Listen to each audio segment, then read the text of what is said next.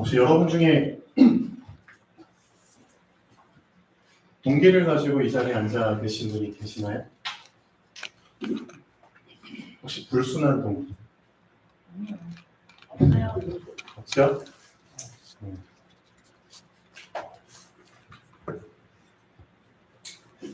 동기라는 게 눈에 안 보이기 때문에 사람은 속일 수 있죠. 근데 하나님은 못 속이죠. 그래서 여러분 중에 어떤 동기든 하나님이 원하시는 동기가 아닌 다른 동기를 갖고 이 자리에 앉아서 응답을 받기를 원하신다면은 창세기 4장에 분명히 말씀하고 계시거든요. 그럼 여러분의 예배가 어떤 예배가 되어야 되는지를 말씀을 통해서 점검을 하셔야 됩니다. 동기가 있는 자의 예배는 하나님께서 연락하지 않으신다고 분명히 기록되어 있습니다. 연락이라는 의미가 관심조차 갖지 않는다는 뜻입니다. 관심 자체를 안 가지십니다. 관심을 안 가지면은 안 쳐다본다는 거죠. 네, 쳐다도 안 본다. 그렇죠. 눈도 안 마주친다. 그렇죠.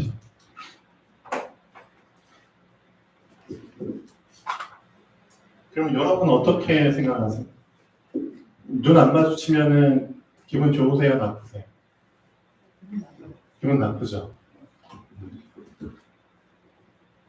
그래서 가인이 엄청난 죄를 또 지어버린 겁니다. 본인이 어떤 실수를, 어떤 잘못을 저질렀는지 본인이 몰라요. 그게 정말 큰 문제라는 거죠. 왜 하나님이 나에게 응답을 안 주시는지 이유가 있을 거 아니에요. 근데 그 이유를 몰라요. 그러니까 우리는 항상 사람들 한번 보면은 이거 타령만 해요. 밥 주세요. 밥 주세요. 우리나라에도 타령이 많잖아요. 무슨 타령, 무슨 타령. 그렇죠? 우리나라 문화 자체가, 역사 자체가 타령 역사잖아요. 그렇죠? 얼마나 받고 싶은데 못 받는 게 많고, 해결하고 싶은데 해결 안 되는 게 많았으면 이런 게 다 타령으로 나오겠습니까? 그렇죠? 이게 한이 섞인 거잖아요. 우리의 민속 가요 자체가 다 타령이잖아요. 무슨 타령. 들어보면 내용 자체가 다 비극적이고 슬프고 답답하고 그래요. 그런 걸 이제 한을 노래로 막 승화시켜가지고 막 전수돼서 막 내려오고 있는데 똑같아요. 지금 하나님 자녀들도 보면은 다 이거 밥 달라고 타령하는 거예요. 근데 실질적으로 하나님은 답을 안 주시나요? 주세요. 그렇죠. 주세요. 하나님이 진짜 응답 주시는데 그 응답은 전혀 하나님이 응답을 보여주셨거든요. 근데 응답에는 전혀 여러분이 반응을 안 하고 내색도 안 하고 받지도 않고 계속 답을 달라고 타령을 해요. 답을 주셨는데도 계속 답을 달라고 타령을 해요. 이게 뭐죠? 왜 그럴까요? 결국은 하나님이 주신 응답은 답이 아니라는 거예요. 그렇죠? 답을 안 받겠다는 거예요.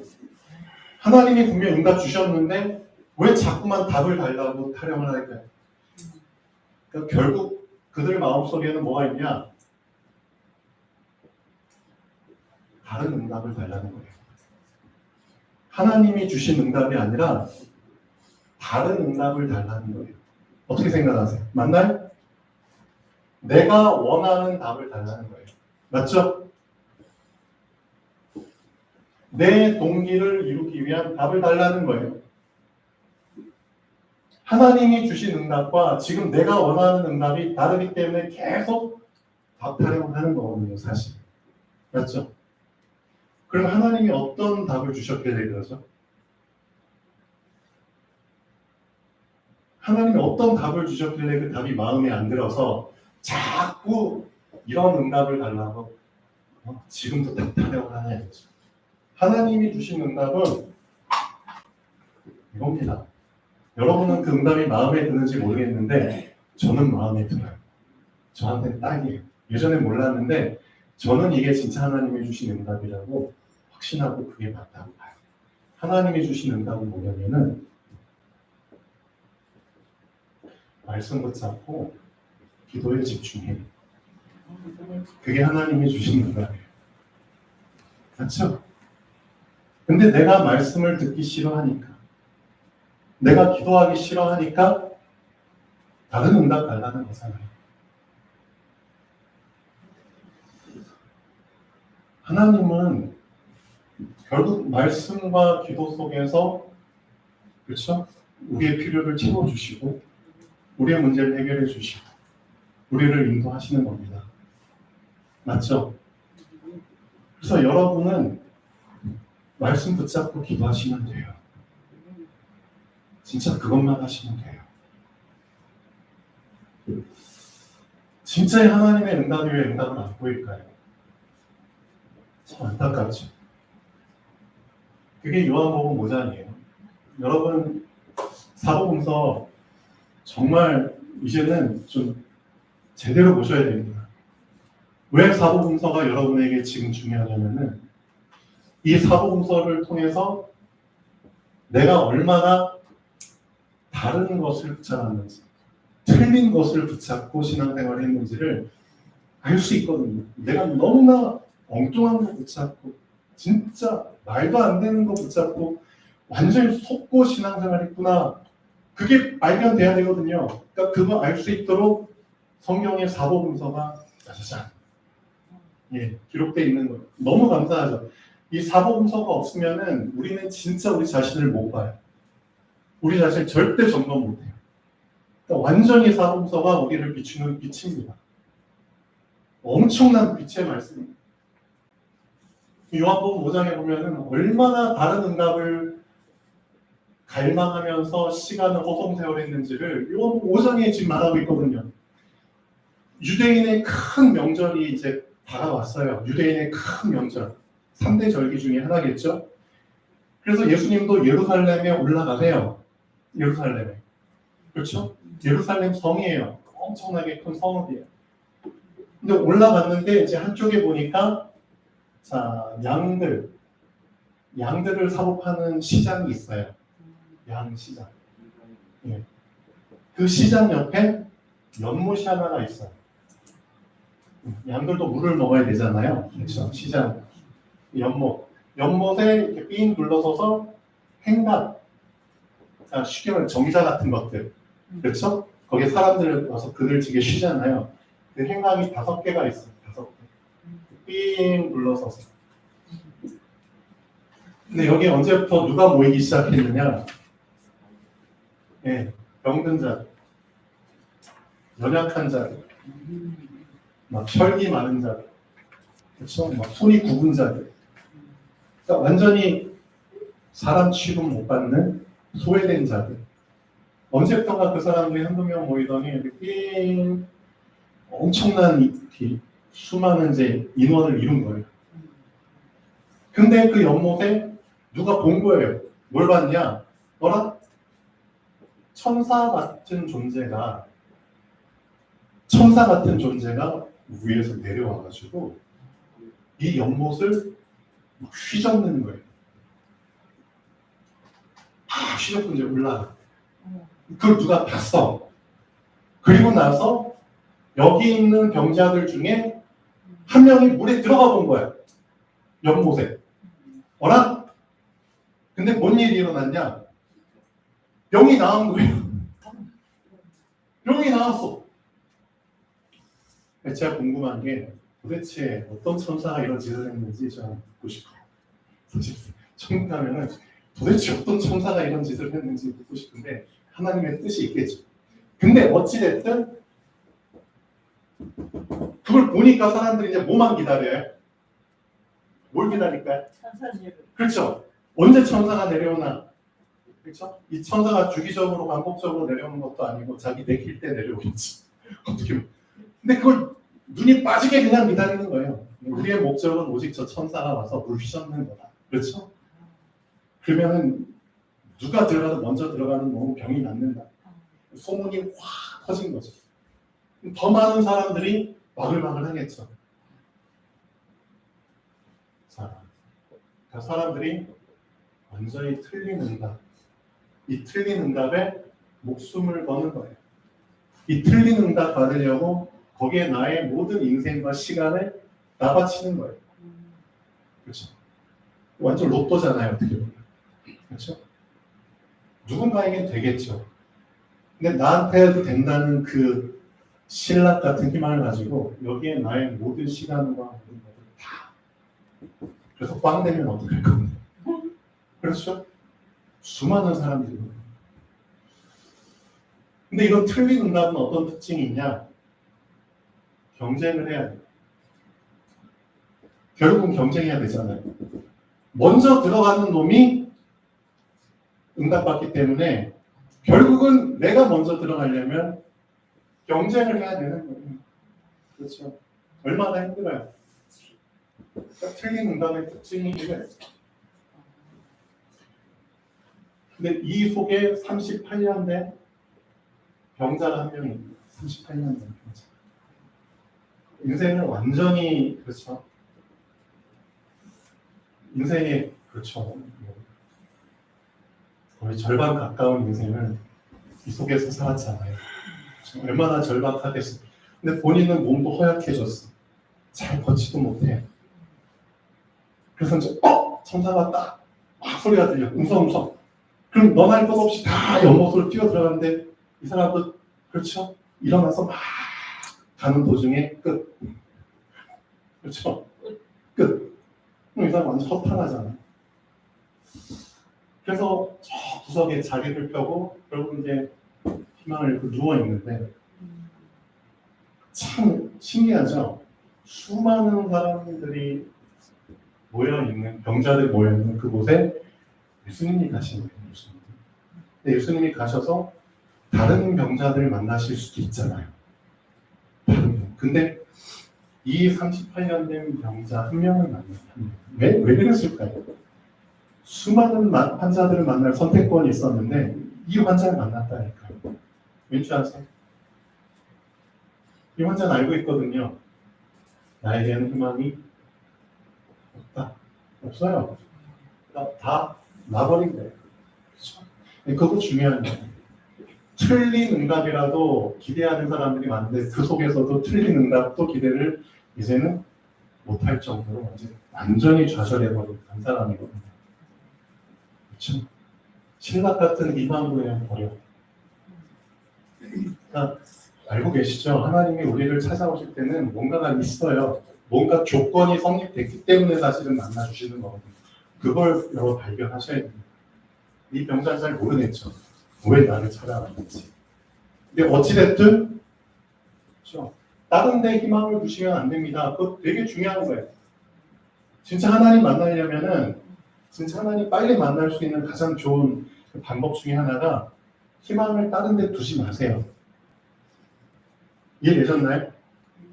내 문제를 해결받기 위해서 희망이나 소망이나 그런 가능성을 다른 데 두지 마세요. 그렇죠? 그런 사람일수록 하나님을 빨리 만납니다. 왠지 아세요? 이해되시죠? 네.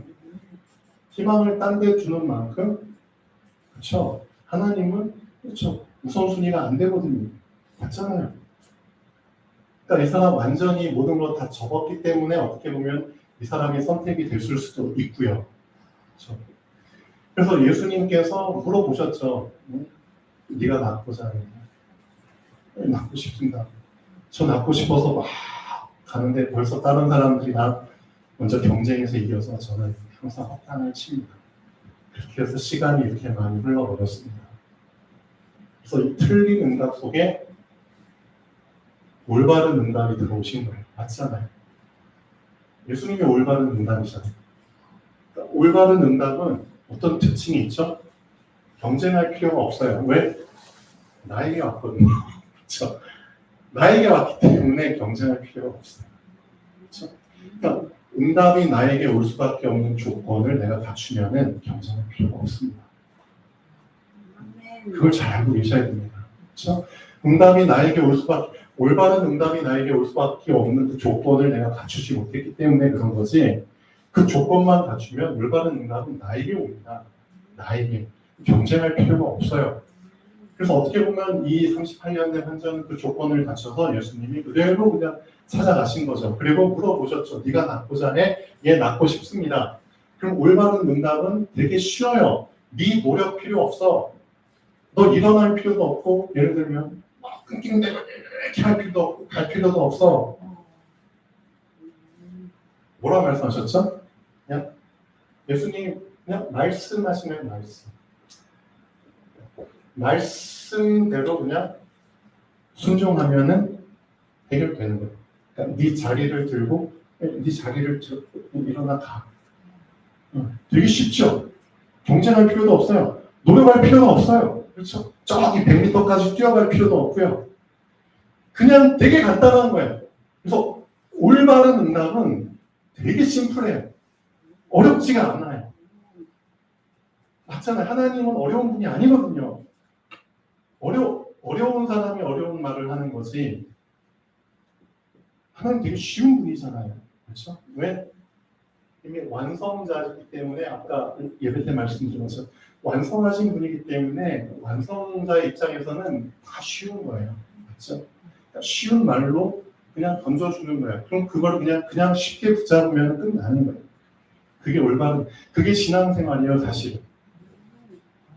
그러니까 우리가 자꾸만 이 쉬운 말씀, 쉬운 응답을 자꾸 배척하는 거잖아요. 하나님이 이미 우리한테 응답 주셨다니까요. 말씀 붙잡고 기도에 집중해. 그게 하나님이 우리에게 주신 응답이에요. 그러니까 이 38년 된 병자도 진짜 말씀 붙잡고 그대로 집중해서 말씀대로 하니까 일어났잖아요. 이런 응답이 우리에게 이제는 일어나야 됩니다. 진짜 우리 인생에. 이제는 더 이상 이 쉽고 올바른 응답을 거부하지 마시고요. 시간이 얼마나 소비될지 모르는 그 틀린 응답 붙잡고 경쟁 속에서 막 얻으려고 하지 마시고요. 쉽게 신앙생활 하십시오. 쉽게. 이거 진짜 여러분 이해하셔야 됩니다. 이 요한복음 5장에 상당히 많은 부분을 할애하고 있는 내용이라니까. 요한복음 5장에. 왜? 그만큼 많은 사람들이 여기에 잡혀 있다니까요.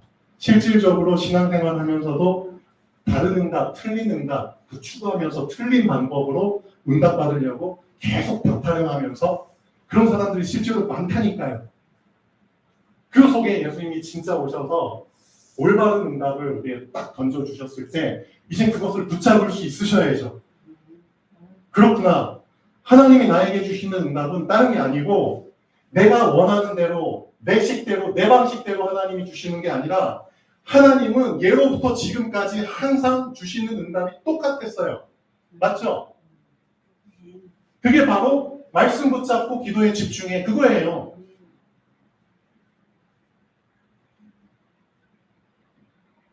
이렇게 간단한 거예요. 그렇죠. 우리가 왜 이렇게 놓치고 살까요? 그래서 오늘부터 여러분들은 진짜 하나님은 그 한 사람을 보길 원하십니다. 진짜 내 말대로 그냥 믿고 그냥 말씀 붙잡고 기도에 집중하는 그 한 사람. 진짜 이렇게 해 보시면은 어떤 결과를 경험하게 될까요? 진짜 해보신 분은 뭘 고백하는 줄 아세요? 진짜 내 안에 정말 쓰레기 같은 많은 생각들, 잡념들, 염려, 근심들 많잖아요. 그런 게 많아요, 사실은. 그러니까 답하형을 자꾸 하는 거죠. 그런데 진짜 정말 이제 말씀 그냥 붙잡고 기도에 진짜 집중하라고 해서 해봤거든? 해봤는데 놀라운 거는 진짜 이런 고백을 한다니까 저도 이 고백을 해요. 진짜 놀라운 건 이대로 해보니까 실제 이 말씀이 나의 쓰레기 같은 잡생각들을 다 잡아먹기 시작해요. 잡아먹어요, 진짜. 이 말씀이 진짜 나의 그렇죠? 잡생각들을 삼키기 시작해요. 성경이 그대로 기록되어 있어요. 그렇죠? 썩을 것이 썩지 않을 것에 삼킴 바 된다고 기록되지. 이 썩어 없어질 것들, 생각들, 잡다한 것들이 썩지 않을 영원한 생명에 의해서 삼킴 바. 그러니까 실제로 여러분이 말씀 붙잡고 진짜 기도에 집중해 보면은 이거 경험한다니까요. 정말 말씀이 내가 매여서 내가 막 거기에 끙끙대는 그 생각을 삼켜요. 그러니까 언제부턴가 그 염려를 안 하게 돼. 진짜 안 하게 돼. 염려를 안 하니까 난 어떻게 되죠? 이렇게 돼요. 네, 이렇게 돼요. 맞아요. 네, 이렇게 돼요. 네. 좋아져요. 네, 좋았어요. 진짜 하나님이 주시는 응답입니다. 하나님이 주시는 응답은 진짜 이거 말고 다른 걸 응답으로 주신다? 아니에요. 미안하지만 성사가 와서 뭐 이런 흔들었다? 그거 틀린 겁니다. 어떻게 보면 진짜. 그러니까 여러분 그런 잘 분별하셔야 돼요. 분별하셔야 돼요. 그러니까 많은 사람들이 이게 사실은 나에게 주시는 메인 디쉬의 응답이에요. 메인 디쉬 아시죠? 여러분 식당 가시면은 그 정찬 있잖아요. 주 메뉴. 그렇죠? 주된 메뉴. 근데 주된 메뉴가 나오기 전에 어떤 메뉴들이 나오죠? 사이드. 예, 사이드. 그렇죠. 반찬들 나오잖아요. 실제로 많은 사람들이 이 사람들처럼 사이드 디쉬. 그렇죠? 그러니까 반찬들 수준. 이걸 진짜 응답으로 생각하고 여기에 목숨 건다니까요.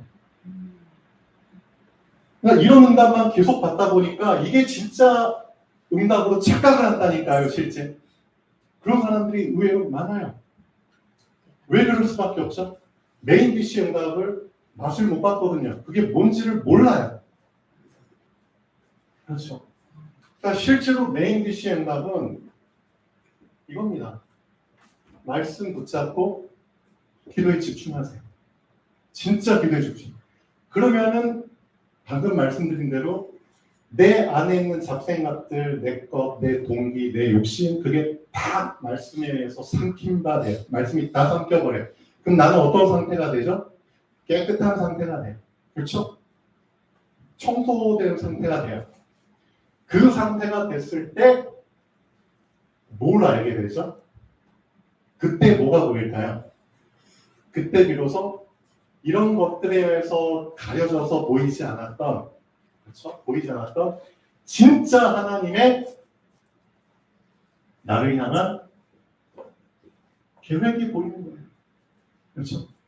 진짜 나에게 주실 하나님의 계획과 뜻이 보이는 거예요. 그렇죠?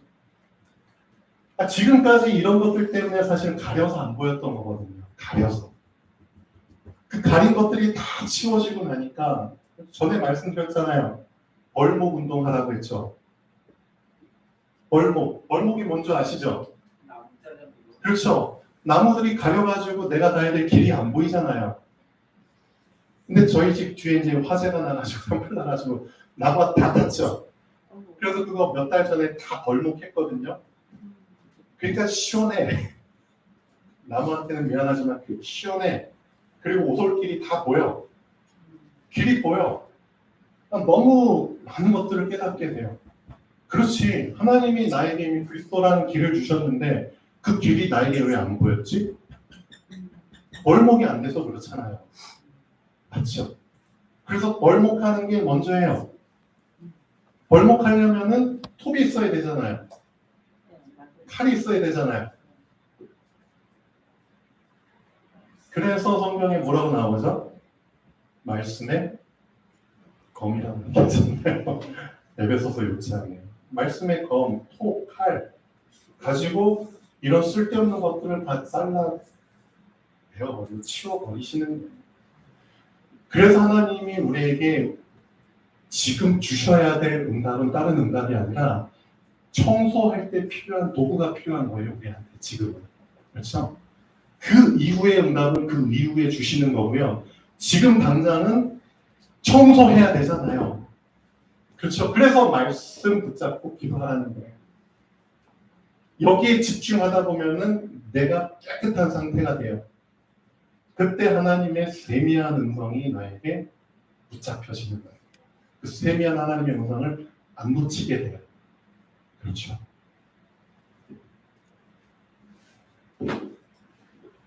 자, 그래서 항상 사실상 그 신앙생활도 어떻게 보면 수준대로 할 수밖에 없어요. 다 급이 있어요. 미안하지만 어쩔 수 없어요. 그래서 그리스도를 사람들이 배워가거든요.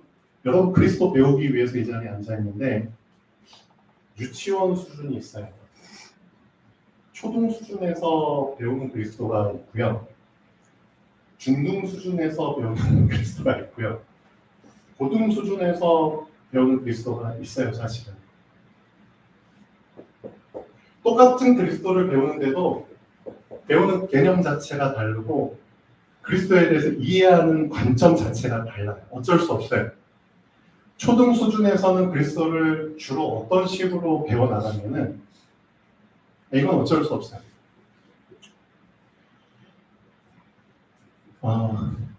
이 개념으로 배워요.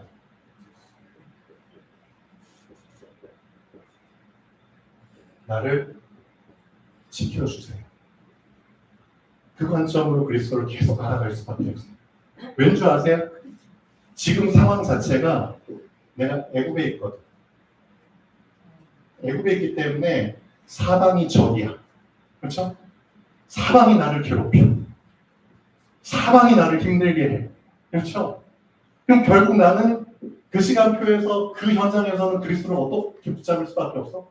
날 지켜줄 수밖에 없는 분으로 붙잡아야 됩니다. 그렇죠? 날 지켜주셔야 되는 거예요. 그런 환경 속에서. 그래서 애굽에서 피를 바르라고 하는 이유가 그렇죠? 지키시는 분으로 나에게 오셨기 때문이에요. 그래서 사망의 죽음의 천사가 넘어간 거잖아요. 6월. 그러니까 초등 수준에서는 쉽게 말해 애굽에서부터 우리의 신앙이 시작되거든요, 사실. 맞잖아요. 사단의 노리에 잡혀있는 상태에서 복음을 받게 되기 때문에 항상 그 상태에서는 구원자가 오셔서 나를 지켜주셔야 되는 거예요. 그렇죠? 결국은 이런 부분들이 나에게는 신앙의 주가 되는 거예요. 그래서 이 시간표에 있는 사람들은 항상 이런 상황 속에서 나를 지켜주시고 그럼 거기에 대한 기도의 응답으로 정말 나를 지켜주셨어. 이런 상황에서 이렇게 지켜주시고 저런 상황에서 저렇게 지켜주시고 그러니까 계속 그런 고백이 나올 수밖에 없어요. 왜? 어쩔 수 없는 거예요. 그런데 이 경험을 계속 하다 보면 이 사람에게는 어떤 생각이 딱 붙잡히는 줄 아세요? 하나님이 이 첫 번째 재앙에서 나를 지켜주셨네? 근데 두 번째 재앙에서도 날 지켜주셨어? 뭐라? 세 번째, 네 번째, 다섯, 10번째 재앙에서도 나를 지켜주셨네? 그럼 어떤 결론을 내리게 되죠? 앞으로도 나를 그렇죠, 지켜주실 거야. 그거예요. 그러니까 그 결론이 날 때까지 계속 이 기도를 할 수밖에 없어요. 지금까지 지켜주셨기 때문에 어떤 이제 확신을 갖게 되죠? 앞으로도 지켜주실 거예요. 자, 디모데후서 1장 12절 보실까요? 디모데후서 1장 12절. 자, 내가 이 고난을 받되 부끄러워하지 않아. 왜? 사도 바울의 고백이에요. 나의 의뢰한 자를 내가 알고 또한 나의 의탁한 것을 언제까지? 그날까지 저가 능히 지키실 줄을 확신합니다. 나의 의뢰한 분을 내가 알아. 그리고 그분이 날 지금까지 지켜주셨기 때문에 앞으로도 지켜주실 것을 나는 이제 알아. 그 확신이 들면 이제는 어떤 기도 안 하겠죠? 지켜달라는 기도 안 하겠지. 왜? 이제 확신하거든. 그러니까 이제 초등 수준에서 넘어가는 거죠. 그렇죠? 넘어가면 이제 중등 수준의 그리스도를 붙잡게 되죠.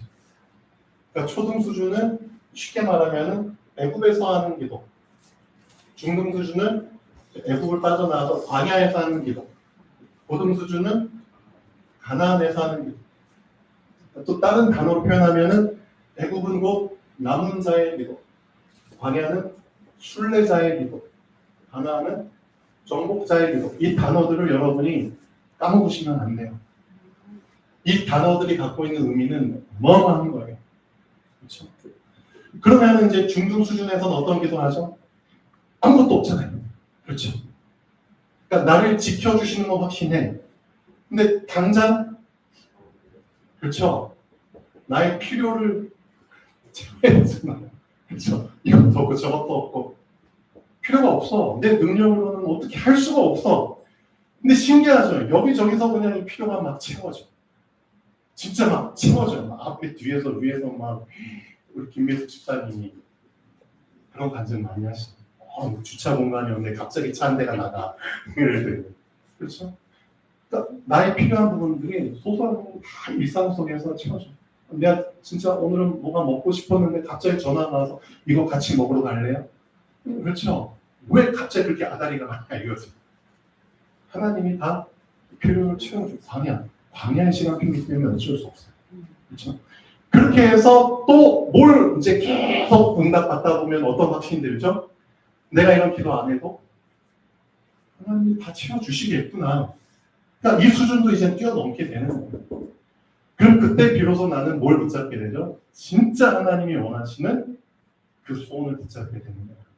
그 하나님이 진짜 원하시는 게 결국은 고등 수준의 그리스도를 알아가는 거예요.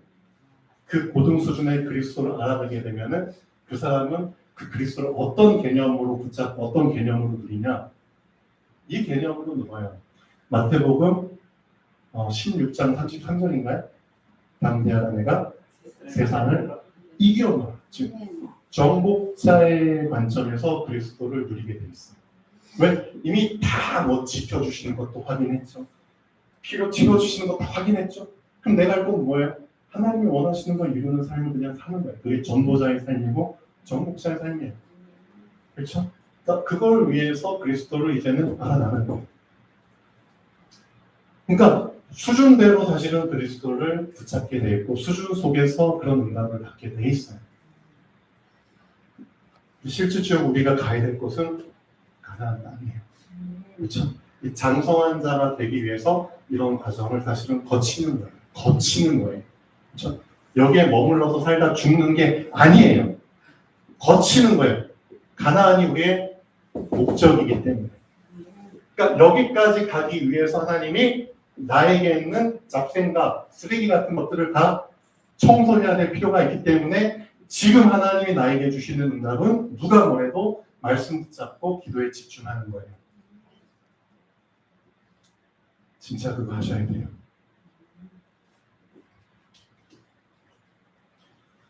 이걸 위해서 여러분들이 진짜 따로 시간을 만들겠다, 떼겠다라고 하나님 앞에 결단하잖아요. 하나님 진짜 기뻐하실 거예요. 말씀 붙잡고 기도. 어느 정도까지 하나님이 말씀하셨냐면 저는 신명기 6장 4절에서 9절까지 날마다 기도할 때 기도하고 또 마치거든요. 이거 흉내라도 내시면 돼요. 흉내라도 내시면 돼요. 신명기 몇 장이래? 신명 6장 4절에서 5절. 이대로는 못할지라도 흉내라도 내시면 돼요. 그럼 하나님 진짜 기뻐하십니다. 좀 많이 느끼거든요. 제가 흉내만 냈을 뿐인데도 정말 기뻐하세요. 이스라엘아 들으라. 그렇죠? 거기에 여러분의 이름을 집어넣으면 돼요. 명화야 들으라. 우리 유명한 공동이 네, 명화야 들으라. 백순아 들으라. 옥사야 들으라. 그렇죠? 영준아 들으라. 우리 하나님 여호와는 오직 유일한 여호와이시니 너는 마음을 다하고 목숨을 다하고 힘을 다하고 뜻을 다하여 너의 하나님을 사랑하라. 응? 오늘 내가 너에게 명하는 이 말씀을 너는 마음에 새기고 네 자녀에게 부지런히 가르치고 부지런히. 그렇죠? 네가 집에 있을 때든지 하나님 다 알고 계시거든요. 우리 활동 영역 반격 다 알고 계세요. 네가 집에 있구나. 집에 있을 때 네가 길을 갈 때 너 어디 가고 있구나. 길을 갈 때, 네가 누웠을 때, 너 이제 누웠구나. 네가 일어났을 때든지, 그렇죠? 항상 이 말씀을 낭론하고, 그렇죠? 심지어 어떻게 하라겠죠? 너는 이 말씀을 네 손목에 보이게 하는 게 보이게. 그래서 되게 중요해요.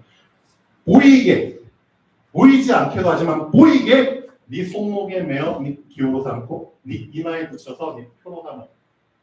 이렇게 하면 유익한 게 진짜 많아요, 사실은. 그리고 너는 이 말씀을 네 집 기둥과 문설주에 아예 새겨버려라. 이게 6장 4절 9절 말씀이에요. 흉내라도 한번 내보세요.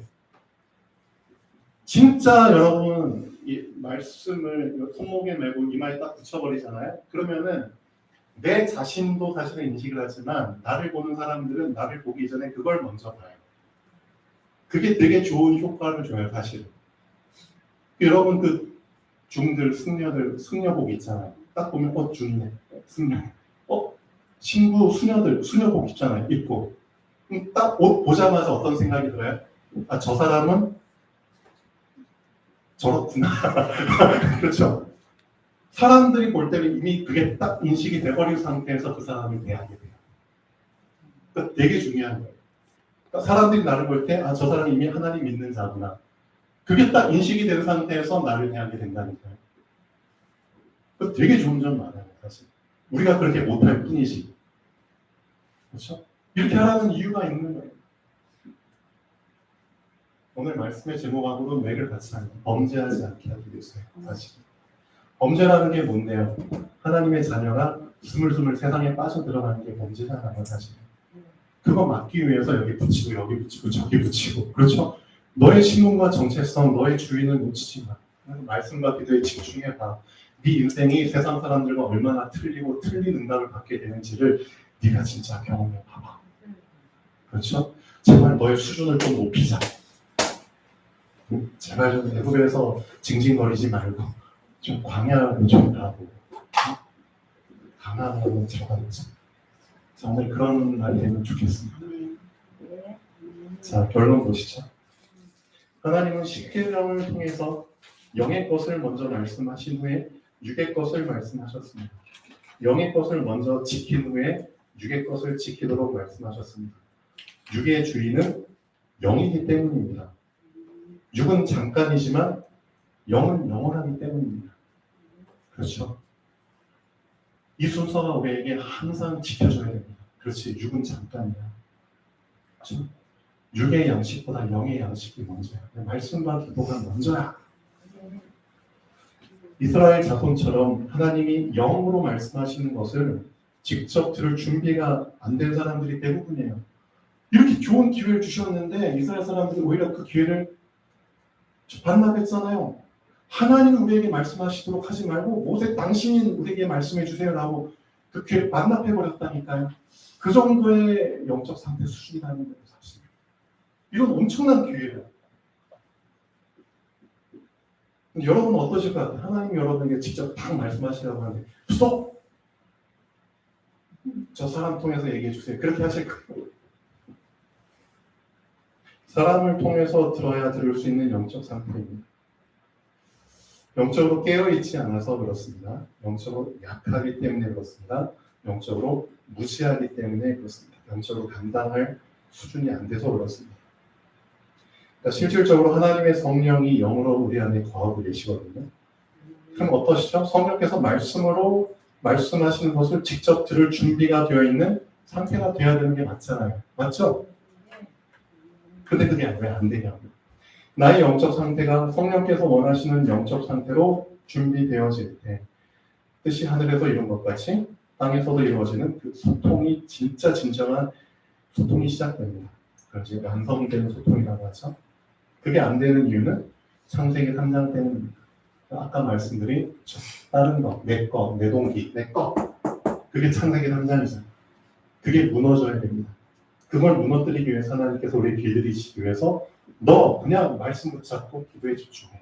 라고 생각하지 마. 그냥 말씀 붙잡고 기도에 집중해. 해보라고. 해보라고. 그리고 여러분 중에 신명기 6장 4절 흉내라도 좀 내보는 사람이 좀 이제 나오셔야죠. 네. 우리 김 목사 선생님 흉내 내실 것 같습니다. 네. 자, 기도하겠습니다. 창조주 하나님 정말 감사드립니다. 우리에게 주신 응답을 이제는 응답으로 붙잡기를 원합니다. 하나님 주신 말씀 생명으로 붙잡고 오직 기도에 집중하는 하나님의 자녀 되게 하시옵소서. 주 예수 그리스도 이름으로 기도합니다.